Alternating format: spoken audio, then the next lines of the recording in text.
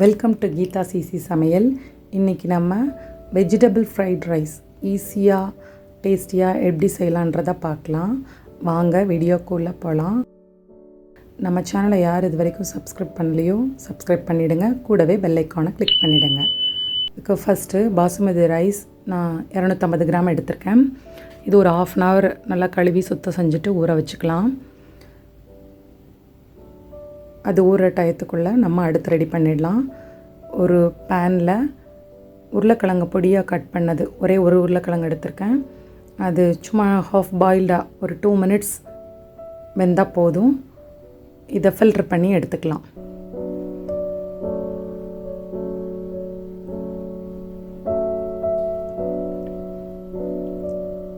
அவ்வளோதான். இதுக்கு தேவையான மசாலா: மஞ்சள் தூள் 1/2 ஸ்பூன், மிளகாய்த்தூள் 1 ஸ்பூன், கரம் மசாலா 1/2 ஸ்பூன், பச்சரிசி மாவு 1/2 ஸ்பூன்.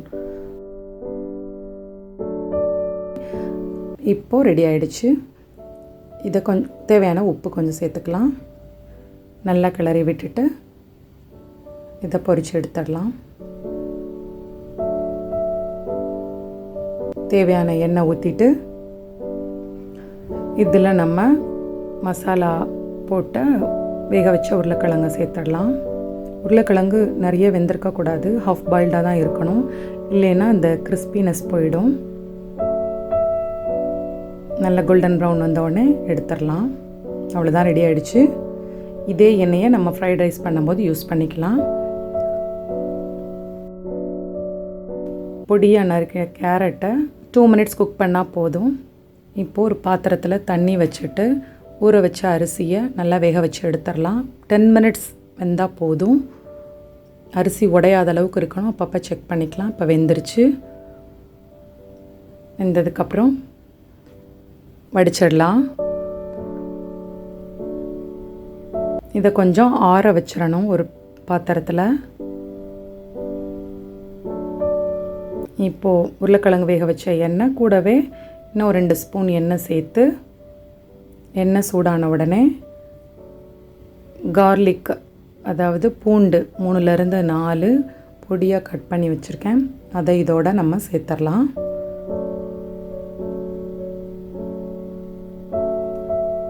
இது பொரிஞ்சதுக்கப்புறமா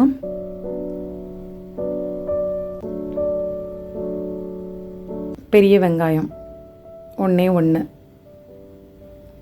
கட் பண்ணியிருக்கேன், சின்ன சைஸ் சேர்த்துக்கலாம். நிறைய வெங்காயம் வேண்டாம். இது பொரிஞ்சதுக்கப்புறமா முட்டைக்கோஸ் 1 கப் அளவு போதும். இதையும் நல்லா கலந்து விட்டுறலாம். சிம்மில் வைக்க வேண்டாம், ஓரளவு மீடியம் ஃப்ளேமில் வச்சுட்டு இப்போது குடமிளகா 1/2 கப் சேர்த்துட்டு தேவையான உப்பு சேர்த்துட்டு இதையும் நல்லா கலந்து விட்டுறலாம்.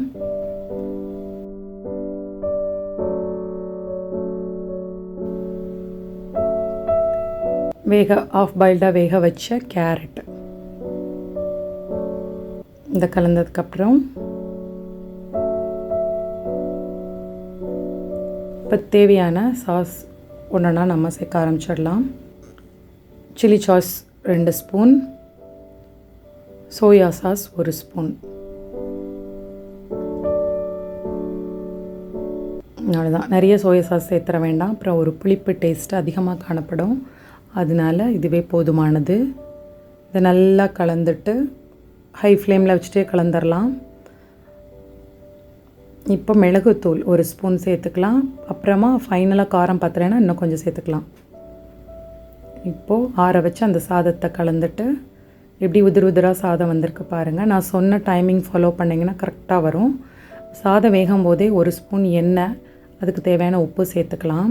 அப்போ தான் நல்லா. இப்போ வேக வச்ச உருளைக்கிழங்கு லாஸ்ட்டாக சேர்த்துடலாம். இது ஏன் போடுறோன்னா, இது கடிப்படும் போது ரொம்ப டேஸ்டியாக இருக்கும். இதுக்கு பதிலாக கோபி 65 பண்ணியும் போடலாம். இது வெஜிடபிள் ரைஸ்னால் நான் உருளைக்கிழங்கு மட்டும் சேர்த்துருக்கேன். நம்மளோட சுவையான veg fried rice ready. Try பண்ணி பாருங்கள், கண்டிப்பாக பிடிக்கும். வெஜிடபிளே சாப்பிடாத குழந்தைங்க கூட சாப்பிடுவாங்க. கூடவே டொமேட்டோ சாஸ் வச்சு சாப்பிட்லாம். தேங்க்யூ ஃபார் வாட்சிங். நம்ம சேனலை சப்ஸ்கிரைப் பண்ணிக்கோங்க.